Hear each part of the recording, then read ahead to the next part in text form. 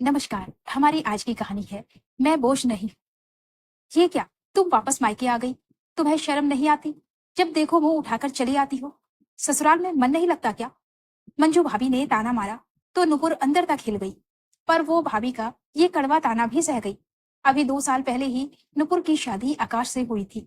आकाश ज्यादा पढ़ा लिखा नहीं था, छोटी सी दुकान चलाता था और नुपुर के सपने बहुत ऊंचे थे। पर कहते हैं ना, किस्मत के आगे किसी का जोर नहीं चलता है। अच्छी पढ़ी लिखी नुपुर की शादी आकाश से इसलिए करवा दी गई क्योंकि वो कम दहेज में मान गए थे। नुपुर के पापा की मौत तो काफी पहले हो गई थी। मम्मी भी अपने बेटों पर ही निर्भर थी और जवान ननद भाभी के कलेजे में वैसे ही चुभती है। उन्हें लगता है जल्दी से इसका विवाह हो तो छुटकारा मिल जाए। जगह जगह शादी की बात चलाई, पर पढ़ाई और गुण के लिए किसी ने नहीं पूछा। सब यही पूछ रहे थे, इकलौती बहन है, कितना शादी में लगा दोगे?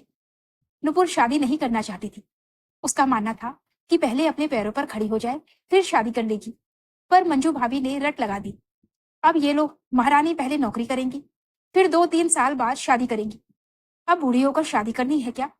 समाज वाले हमारा जीना हराम कर देंगे। पर इसे तो हमारी परवाह ही नहीं है। अब देखो ना, शादी की उम्र में शादी नहीं करेगी तो घर बैठकर भी क्या करेगी? अब नौकरी कोई ऐसे तो धरी नहीं है जो चुटकी बजाते ही मिल जाएगी। ज्यादा उम्र हो जाएगी तो लड़के नहीं मिलेंगे। मैं तो कह देती हूँ, 2-3 महीने में शादी निपटा दो ताकि हमारे सिर से बोझ उतरे। आगे हमारी भी जिंदगी है। कब तक कुंवारी ननद का बोझ सिर पर लेकर घूमेंगे? मंजू भाभी ने अपना फैसला सुना दिया। उनके आगे किसी की भी नहीं चलती थी। भाई शुभम ने हामी में गर्दन हिला दी और नुपुर की मम्मी रीता जी की बोलती बंद हो गई। इसी साल नुपुर ने बीएड पूरा किया था। बड़ी मुश्किल से उसने ये डिग्री पूरी की और अब वो नौकरी करना चाहती थी।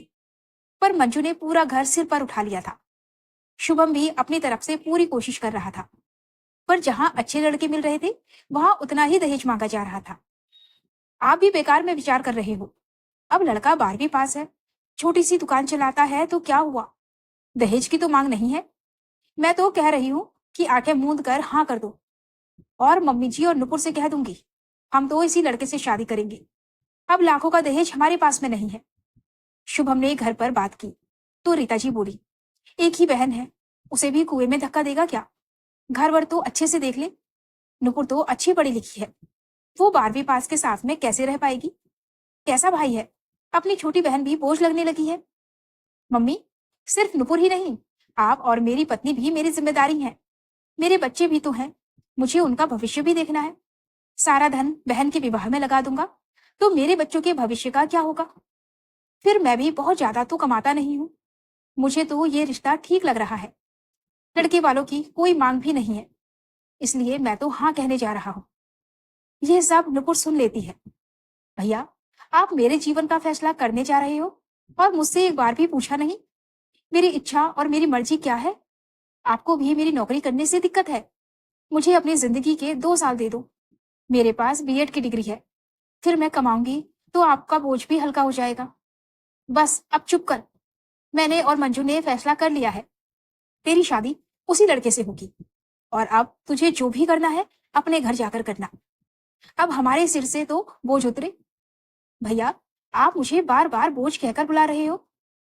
कल को आपकी बेटी भी बड़ी होगी तो वो भी बोझ होगी। उसकी शादी भी जल्दी ही बिना उसकी मर्जी के कर दोगे क्या? नुपुर ने सवाल किया तो शुभम और मंजू चुप हो गए। भाई और भाभी के दबाव के कारण नुपुर ने शादी के लिए हाँ कर दी। अपने सपनों को टूटता देखकर वो बहुत रोई। रीता जी ने उसे संभाला और उसकी शादी आकाश से हो गई। नुपुर शादी होकर ससुराल आई तो देखा यहाँ का माहौल एकदम ही अलग था। घर परिवार में पढ़ाई लिखाई से किसी को लेना देना नहीं था। सासू माँ ने यही बोला कि लड़की को पढ़ाकर क्या करना है, उसे तो चूल्हा चौका ही तो संभालना है। अब तेरी पढ़ाई को चूल्हे में झोंक दे और रसोई संभाल ले। हमें तो पढ़ी लिखी बहू नहीं चाहिए थी। ये तो तू हमारे बेटे को पसंद आ गई, इसलिए हामी भर ली, वरना लड़कियों की कोई कमी नहीं थी। ये सुनकर नुपुर मन मनोज कर रह गई। उसे लग रहा था कि उसके भैया भाभी ने उसकी पढ़ाई की कीमत नहीं समझी तो क्या हुआ, उसके ससुराल वाले जरूर समझेंगे। कम दहेज लिया था तो वो तो यही सब अंदाजा लगा रही थी कि वो लोग खुले विचारों के होंगे और किसी वजह से वो आकाश की पढ़ाई पूरी नहीं कर पाए होंगे। ससुराल में आर्थिक स्थिति ज्यादा अच्छी नहीं थी।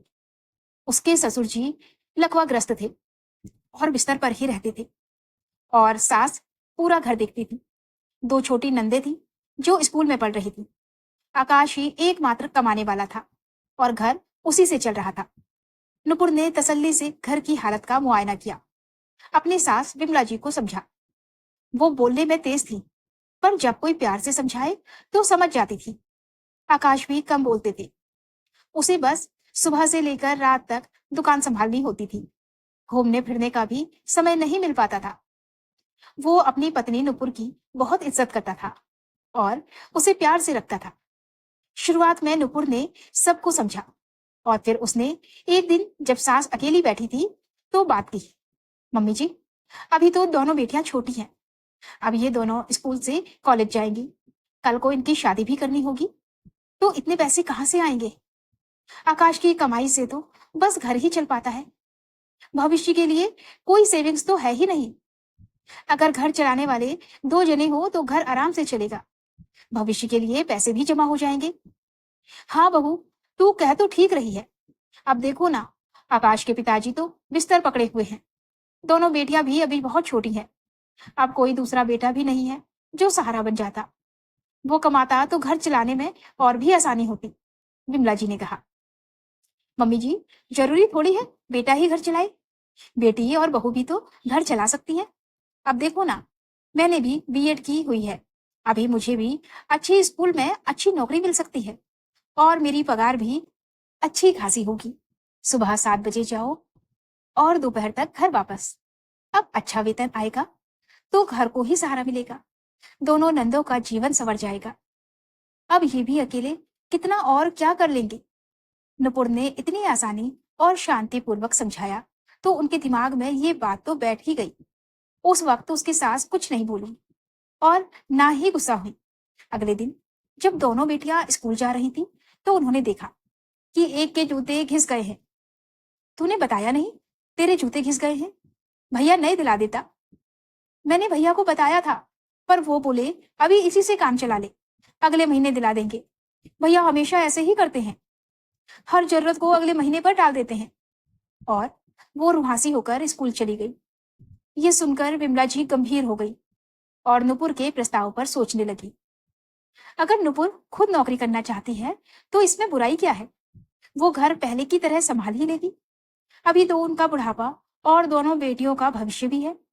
उन्होंने सबको बुलाया और कहा कि वो चाहती हैं कि बहू नौकरी करे। मैं घर संभाल लूंगी, आकाश और नुपुर बाहर का संभाल लेंगे, तो जीवन की गाड़ी सही चलने लगेगी। ये सुनकर नुपुर बहुत खुश हुई और अपने मायके अपनी डिग्री लेने चली गई।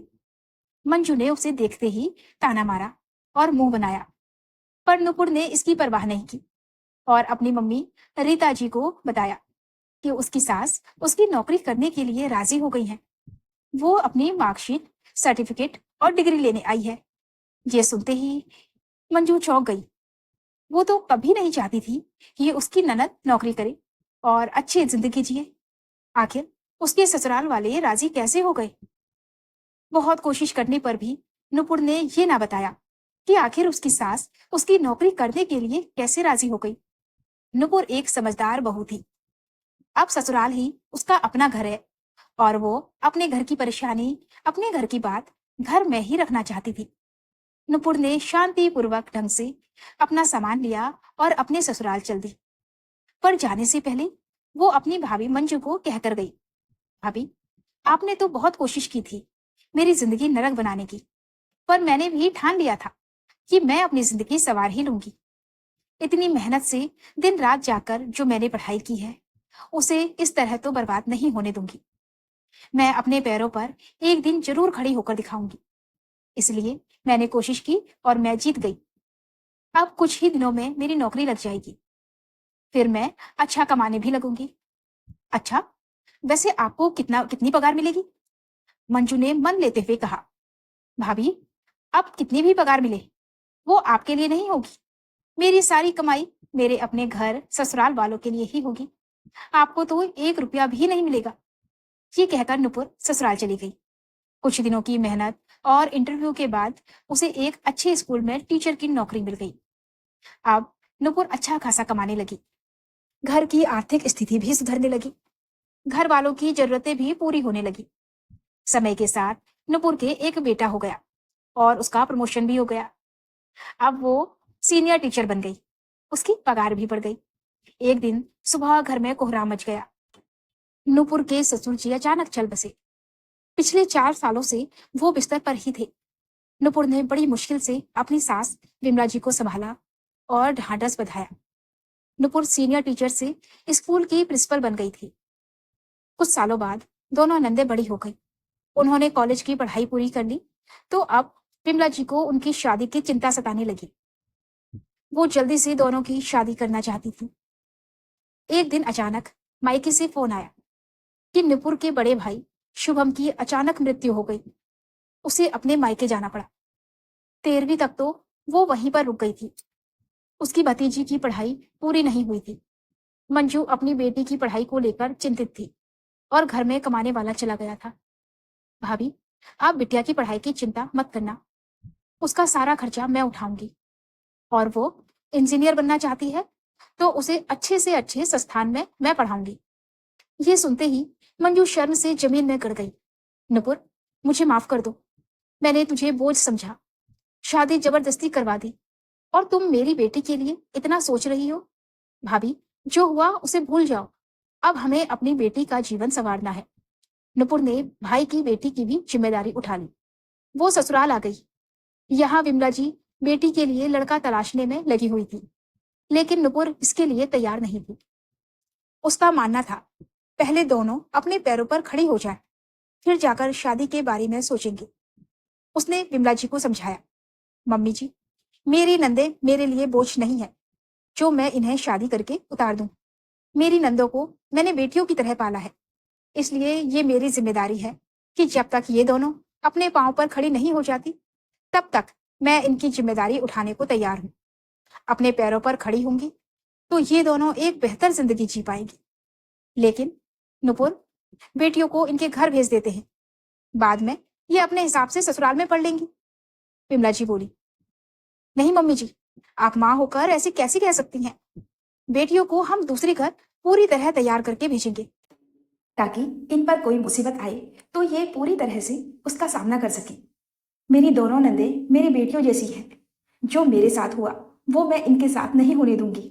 मेरे पास भी डिग्री थी तो मैं नौकरी करके घर चलाने में सहयोग दे पाई। हाँ बहू, मैं तो भूल ही गई थी। अब जैसा तू और आकाश चाहेगा वैसा ही होगा। जब तुमने नंदों को बेटियां मान लिया है तो तुम इनका भला ही सोचोगी। नुपुर ने अपने साथ साथ भाई की बेटी और अपने नंदों का भी जीवन संवार दिया। दोस्तों, परिवार में एक स्त्री पड़ती है, पैरों पर खड़ी होती है तो पूरे परिवार के बारे में सोचती है। आत्मनिर्भरता ही आजकल की स्त्री की सच्ची पहचान है। दोस्तों, आपको ये कहानी कैसी लगी हमें कमेंट में जरूर बताएं। मिलते हैं एक और नई कहानी के साथ, तब तक हमें अनुमति दें। धन्यवाद।